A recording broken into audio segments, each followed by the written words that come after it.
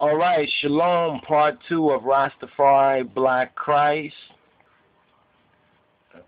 color blindness. Color blindness. Can color blindness be healed? Can the color blindness be healed? The scripture says, and science says, more light.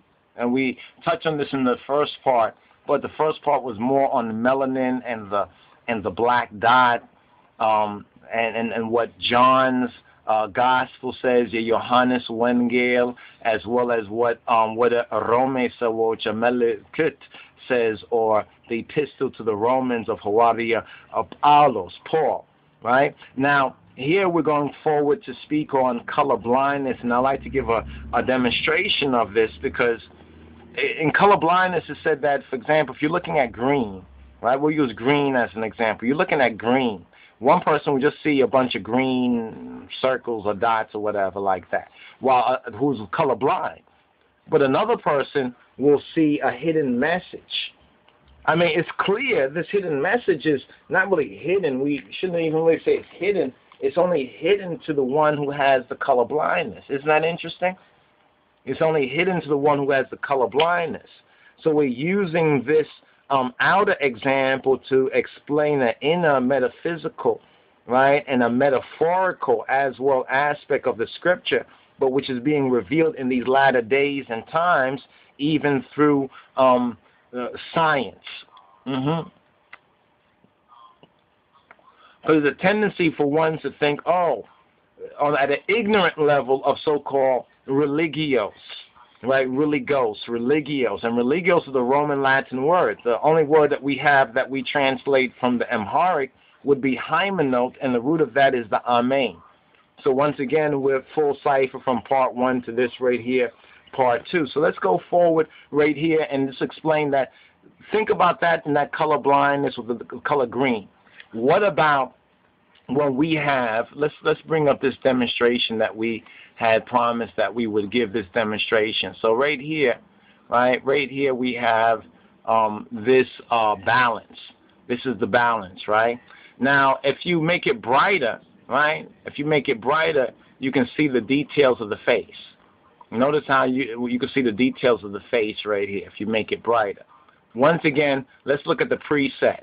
You see the preset right there, right? You see the preset. Now let's open up the balance again, right? Open up the balance. Remember, it talks about the face, right? The face of God, the face of Christ. This is from true Christianity, what we call our Tawahido. The true orthodoxy is based on the ancient teachings, right? A lot of whitewash and Romanism has crept into the Ethiopian various churches, and there's a spiritual warfare. There's a war on for your mind. There's a war on for your soul. But when we return to the scriptures, right, and we study the word as Yeshua advised us, as well as what is clearly revealed to us, we can know the truth for ourselves. So let's go through this again. So we lighten up. You can see some of the features. The features of the face become more apparent. You can notice also the redness, right? The redness of the hair, which is interesting in this particular ancient icon, right? The ancient icon from the early church. There was a whole phase called the iconoclast phase, as well as the whitewashing phase, where the ancient images, many of them which portray the true humanity, the true flesh. We have to get beyond the flesh, but we first have to recognize and be truthful and honest about the flesh. If we're not honest about the flesh, if we can't deal with the things that we can see, then how be it we're going to deal with the unseen things? You see what I'm saying? So let's expand this right here. So if you move, I'll move the contrast. You see how contrast is important? See, so we can even learn something from art and through these technologies about the true spiritual wisdom, the higher technology, right, of the spirit to understand and comprehend, right? So you can see more of the features there. Now this is the gamma. Now the gamma, you see what comes out, but if you move it very much, it lightens up, it whitens up.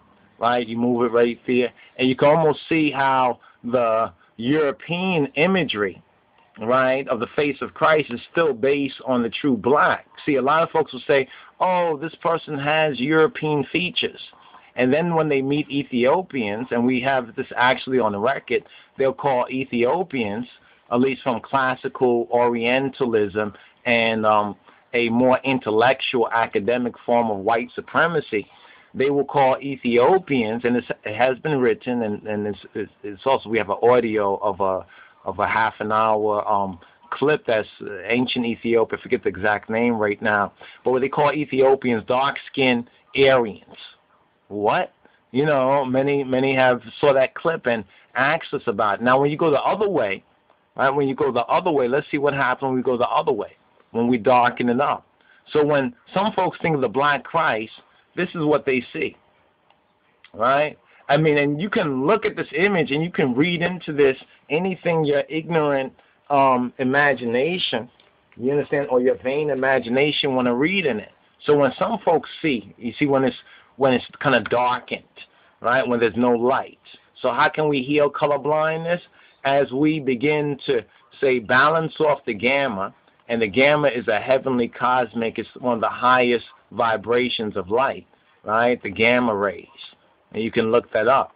As we begin to see the features more, right, we begin to see the features more pronounced, right, the face, the features, right, you know, and you can tell that these, I think these were either Greek or Russian. A lot of the early images, basically, you know, of Christ coming from even in the catacombs in Rome, which the Vatican has shut down some of the catacombs, the catacomb system, but some of the pictures have already gotten out, and we clearly see. And then we also see how some folks take these same pictures and they whitewash them through digital technology. So that shows you that the light truly shines in darkness, but the darkness, the ignorance, even though the evidence is like looking at ancient Egyptian wall paintings, and we're saying that these people are black peoples. But they're not black peoples from a Western Gentile stereotyping. See, in the Western